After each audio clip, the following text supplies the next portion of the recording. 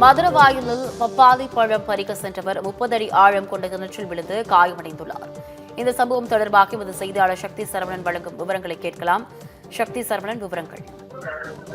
வணக்கம் ரிதி. மதுரவாயல் பகுதியில் பப்பாளி பழம் பறிக்க சென்ற ஒருவர் கிணற்றில் விழுந்த சம்பவம் பரபரப்பான சூழலை ஏற்படுத்தி இருக்கிறது.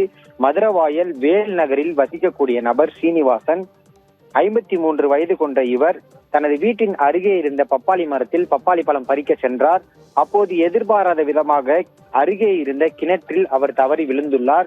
3 அடி அகலம் 30 அடி ஆழம் கொண்ட அந்த கிணற்றில் அவர் வெளியே வர முடியாமல் சிக்கிக் கொண்டார். கீழே விழுந்ததில் காயம் ஏற்பட்டதால் உள்ளிருந்தே அவர் குரல் எழுப்பினார். அவரது குரலை கேட்ட அக்கம் பக்கத்தினர் உடனடியாக தீயணைப்பு துறையினருக்கு தகவல் கொடுத்தனர்.